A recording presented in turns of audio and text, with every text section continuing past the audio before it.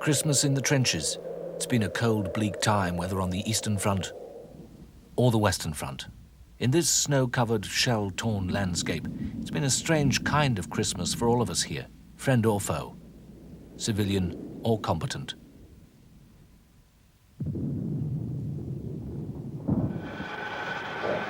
We all set off in high hopes in August to celebrate a swift victory in Berlin, or as the Germans thought, in Paris, and then be home before the leaves fell, or anyway, by Christmas. Moltke, the chief of the German General Staff, had voiced belief in a brief cleansing war, and in May said, "We hope to be finished with France in 6 weeks." In the Russian General Headquarters, to keep down costs even of a swift war, economy-minded officers said that no new typewriters could be given out. For a short war, the old ones would do. They banned drink. Grand Duke Nicholas on the right, Commander-in-Chief, the Tsar's cousin, ordered religious ceremonies, orthodox fashion and very long, to be held every day.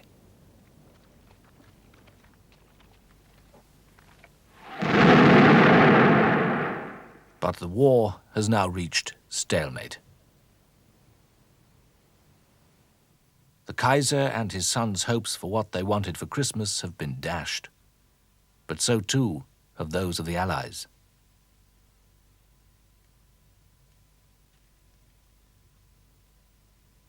It's been up to the troops, of course, to make the best of it. There have been rations of Christmas pudding and other Christmas cheer.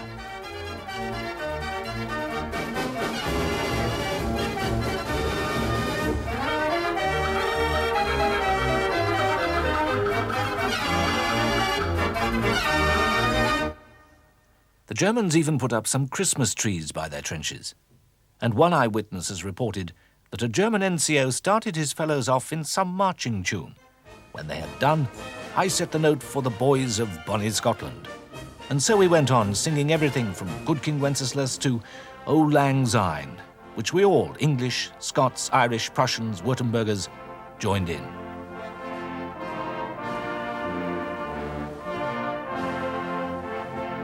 And during the ceasefire, some soldiers from both sides left their trenches to meet each other. A football match was reported between the Lancashire Fusiliers and a Saxon unit, and that the Fusiliers won 3-2. Such photographs have been heavily censored. It's rumoured that the high commands on both sides are appalled by these meetings, believing such fraternization is bad for morale. And morale is very important at this time, as a rather sour American socialist cartoon pointed out this month with Christmas cheer. Don't be discouraged. The doctor says you'll be back on the firing line in a week. But of course, we're all confident that once winter is over, a spring push will be possible. But just why hasn't there been a swift victory as most of the generals, on both sides, expected? As well as the men who rushed so eagerly to go off to war. What's gone wrong with the plans so carefully laid, we now know, over the past 10 years?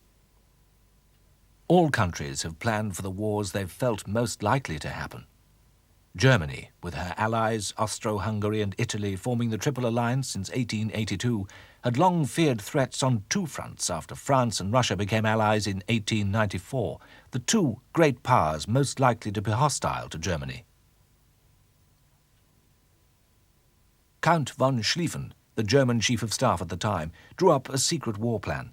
He thought it would take Russia at least 6 weeks to get her armies ready in such a vast country, with far fewer railways than in Germany. The German forces would have that time to defeat France, relatively undisturbed by Russia. Yet the Franco-German border is short. It's also heavily fortified, so a direct attack across the border would probably fail. Schlieffen thought the answer was for German troops to go round the French northern flank, through neutral Belgium, Holland and Luxembourg. Here on the plains of Flanders, there'd be the space to manoeuvre the vast modern armies. Paris was to be encircled. In 6 weeks, the French army would be surrounded and destroyed.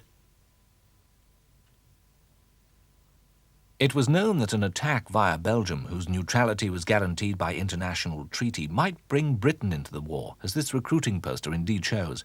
But this risk had been discounted because Britain was mainly a great naval power, as the sight of the fleet assembled ready for action at Scapa Flow on the eve of the war showed the world. The Germans also thought a naval blockade of her ports wouldn't have time to take effect in a short war.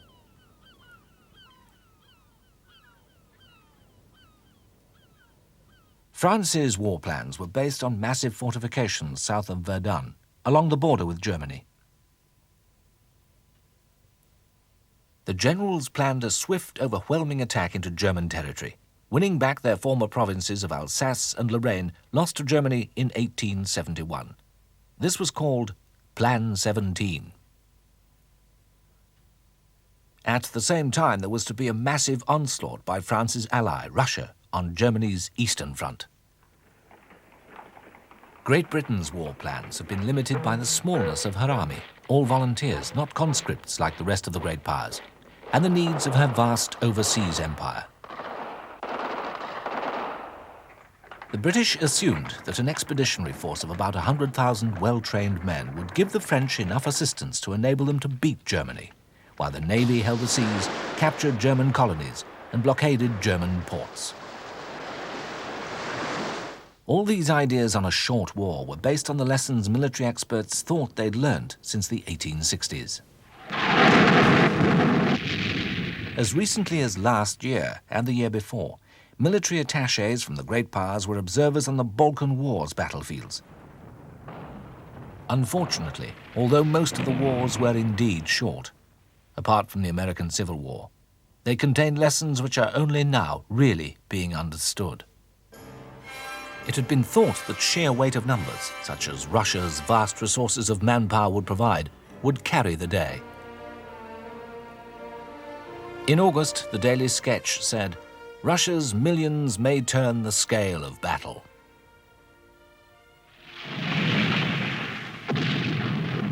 The firepower of the new improved weapons, it was thought, must bring about a swift victory. The French have believed, as their generals have always stressed, that success depends far more on forcefulness and tenacity than on tactical skill. The cavalry, above all, have been thought to be the most valuable tactical force.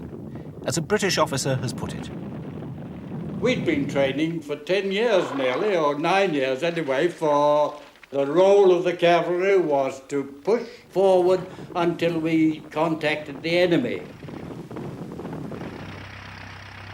Some have thought air power unnecessary, though in May Churchill sought support for the expansion of the Royal Naval Air Service.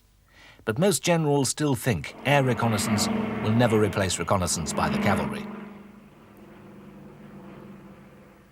But victory hasn't come, despite the often incredible bravery of the fighting men on both sides. Censorship makes it impossible for us to see with the clarity that future historians will achieve the military mistakes which may have contributed to failure. Some things, however, do appear clearly through the fog of war. At first, the German onslaught was barely checked.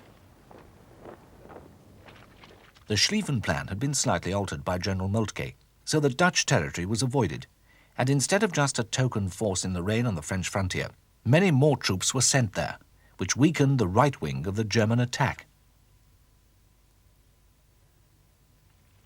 But reality seemed to be the same as the war games and maneuvers.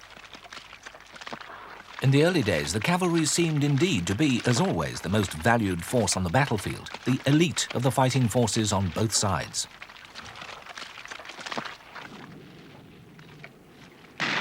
At times, the Cycle Corps have seemed equally mobile and effective.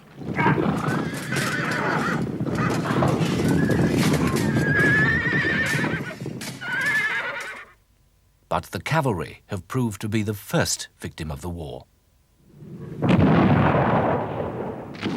Modern guns and rifles seem, after all, too powerful for the effective use of cavalry in the traditional way, as the magazine Navy and Army Illustrated showed its readers in September.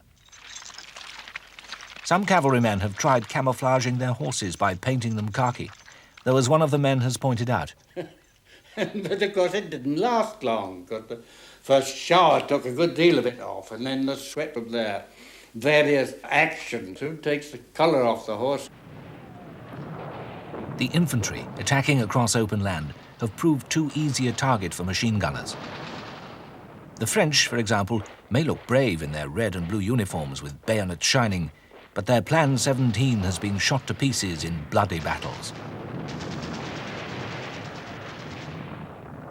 Camouflage can help, but not in forward attacks. Nearly 20 years ago, a remarkable forecast of what the next war would be like was published by a Polish banker, Iwan Bloch. Listen to his words, look at the pictures of our war, and judge whether his fearful forecasts are coming true. This was to be a typical battle.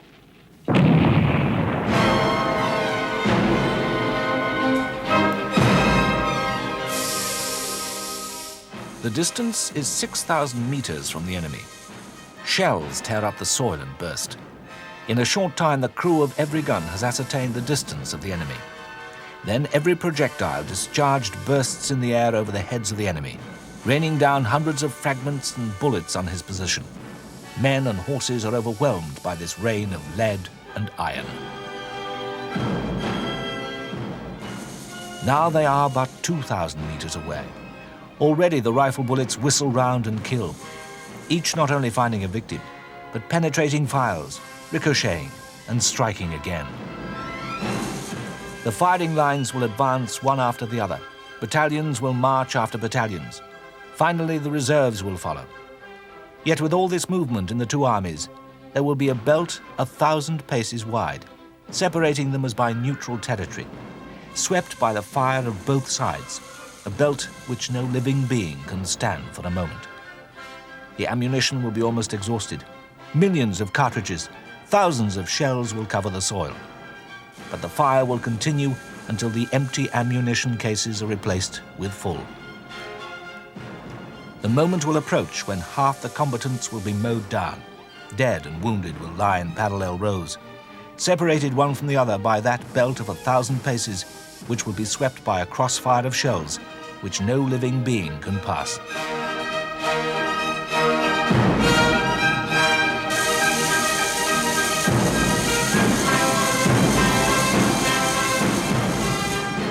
The battle will continue with ferocity, but still that 1,000 paces unchangingly separate the foes. Who shall have gained the victory? Neither.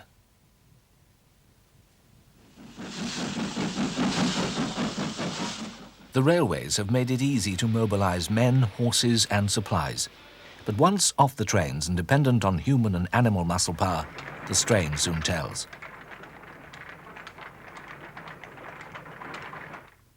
Massed armies with their horses need immense quantities of food and supplies. Each horse eats nearly 6 kilos of grain a day. Roads quickly become clogged. Men, horses, wagons, even refugees mill together. If there were no enemy, it would still be difficult to keep up a swift rate of progress for long. But of course, there was opposition, of a ferocity the Germans underestimated. The Belgians resisted strongly at Namur, the British at Mons. The French, hurled back in Lorraine, moved reserves northwards to the River Marne. Nevertheless, the crack German cavalry, the Uhlans, were only about 30 kilometers from Paris by the 2nd of September.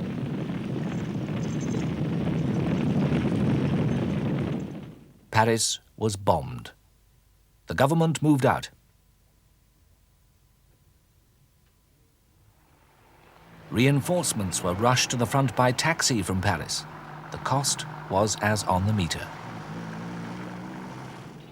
But scarcely believing victory was possible, Moltke hesitated. He ordered his troops to drive the French southeast, away from Paris, abandoning the plan to seize the capital. On the right wing, General von Kluck simply made mistakes and turned too soon. The advance was halted. The German forces were held at the Battle of the Marne.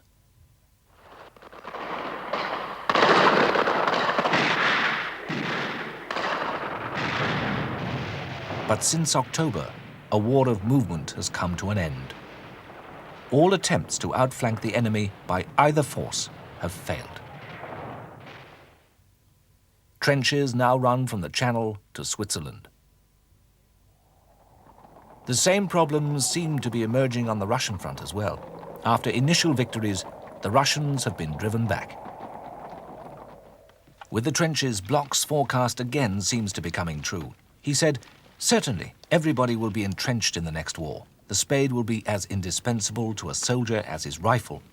The first thing every man will have to do, if he cares for his life at all, will be to dig a hole in the ground and throw up as strong an earthen rampart as he can to shield him from the hail of bullets which will fill the air.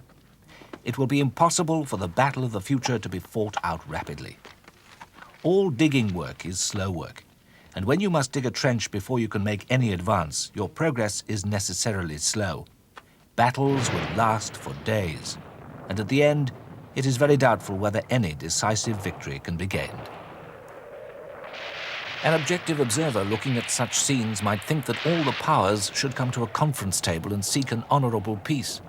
But would this be possible while German troops are entrenched in French and Belgian fields? Can the Germans, people or government, be satisfied with less than total victory? Have too many promises been made and too many lives already been lost for peace to be possible? If peace doesn't come soon, we still face great problems. How do we get out of stalemate? Should millions more men be sent, as Winston Churchill recently put it, to chew barbed wire in Flanders? Can mobility be restored? Can the combustion engine replace the horse? Will aeroplanes become the new cavalry? Can new weapons solve the problem?